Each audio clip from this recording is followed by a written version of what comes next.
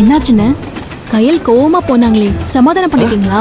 சேச்சே, அவ கோச்சிட்டுலாம் போகல. நாம பேசிட்டு இருந்ததை பார்த்துட்டு டிஸ்டர்ப் பண்ண வேண்டாமேன்னு போயிருக்கா. அப்படியா? நான் தான் பயந்துட்டேன்னு. என் கையை நீங்க புடிச்சிட்டு இருக்கிறத அவங்க பாத்துட்டாங்களா, உங்க மேல கோச்சுக்கிட்டு போயிட்டாங்களோன்னு நான் யோசிச்சுட்டு இருந்தேன். ஆனா நீங்க இப்ப சொன்னதும் எனக்கு நிம்மதியா இருக்கு. என் கையில் எப்பவுமே அப்படிதான். அவ எல்லாத்தையுமே பாசிட்டிவா தான் பாப்பா, நெகட்டிவா யோசிக்கவே மாட்டா. அப்படிதானே இருக்கணும். நீங்க கொடுத்து வச்சவரண்ண. ஆனா என் நிலைமையை பாத்தீங்களா? அவர் என் மேல கோவமா இருக்காரு, நான் அவர் மேல வருத்தத்துல இருக்கேன். அதெல்லாம் நீங்க ஒண்ணு கவலைப்படாதீங்க. நான் தான் சொன்னேன்ல, உங்களுக்குள்ள இருக்கிற பிரச்சனை கூடி சீக்கிரத்துல சரியாயிடும். சரிங்க அண்ணா. அண்ணா, நீங்க சூப்பரா கைரேகை பாக்குறீங்க. ஆனா முழுசா பாக்கல, அப்படியே மிச்சத்தையும் பார்த்து சொல்றீங்களா? ஆஹா, மறுபடியுமா?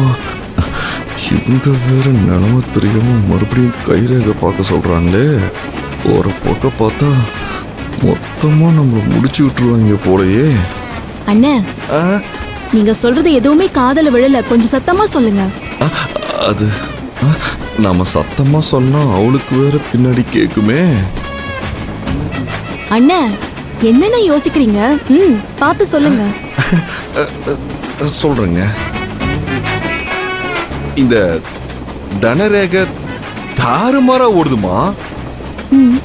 இந்த மாதிரி ரேக இருக்கிறவங்க எப்பவுமே தன்னையும் சந்தோஷமா வச்சுக்கிட்டு அடுத்தவங்களையும் சந்தோஷமா வச்சுப்பாங்க.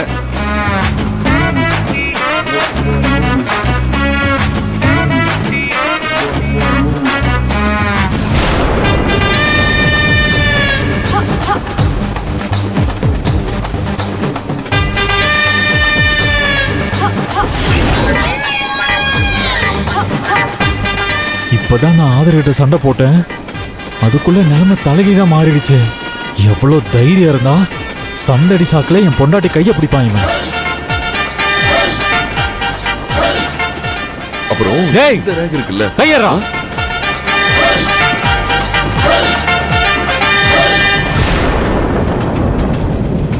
ஐயோ, இந்த மனுஷன் கனவு கண்ட மாதிரி இப்ப 2 பேரும் அடிச்சுக்க போறாங்க போலயே.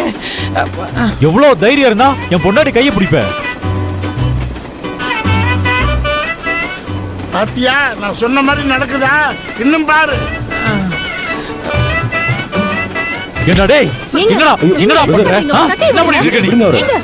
ஏண்டா, எவ்வளவு தைரியம் இருந்தா என் பொண்டாட்டி கைய பிடிச்சிட்டு இருக்க? சொல்றா, அதனால கேக்குறேன், சொல்லு. கையிலங்கன்னு சொல்றேன்ல. என் புருஷன் சட்டையை எதுக்கு இப்படி பிடிக்கிறீங்க? எதுக்கா? இவன் என்ன பண்ணான் தெரியுமா? என் பொண்டாட்டி கைய பிடிச்சு பாத்துட்டு இருக்கான் தெரியுமா? பாருங்க, என் புருஷனை பத்தி எனக்கு தெரியும். அவர் ஒண்ணும் தப்பான எண்ணத்துல எல்லாம் கை பிடிச்சிருக்க மாட்டாரு. என்ன உண்மை தெரிஞ்சதும் புருஷனை காப்பாத்து பாக்குறீங்களா? என்ன தெரியும் உங்களுக்கு என் வீட்டுக்காரரை பத்தி? என்னை விட உங்களுக்கு அதிகமா தெரியுமா? தேவையில்லாம என் புருஷனை பத்தி தப்பா சொல்லக்கூடாது. இவ்வளவு பேசுறீங்கல்ல, கொஞ்ச நேரத்துக்கு முன்னாடி உங்க ஹஸ்பண்ட் என் வைஃபோட கைய பிடிச்சிருந்தாருல, அப்ப ஏன் நீங்க கோச்சிட்டு போனீங்க?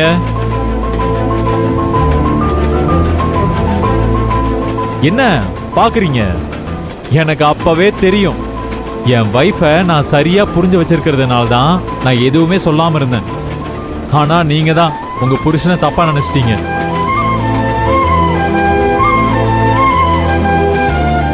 ஓ, அப்புறம் எதுக்கு சண்டை போடுன்னு பாக்குறீங்களா? உங்களுக்கு புரிய வைக்க தான் சண்டை போடுற மாதிரி நடிச்சேன்.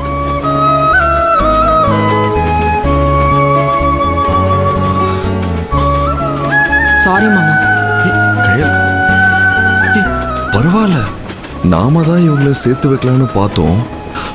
ஆனா அவங்க தான் நம்மளை சேர்த்து வச்சிருக்காங்க.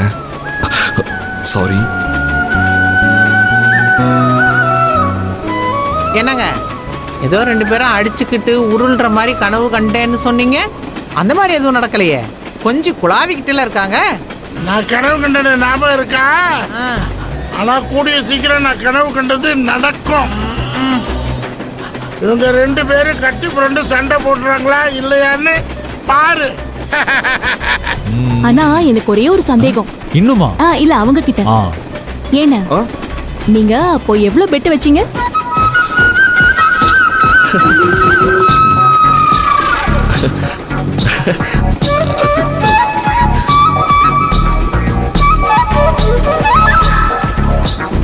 அண்ணா, நாங்க 2 பேரும் சேரணும்னு நினைச்ச உங்க நல்ல மனசுதான் எங்க 2 பேரையும் சேர்த்து வச்சிருக்கு.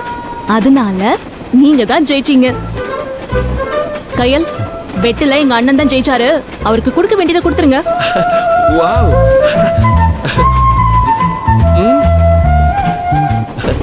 என்ன அது?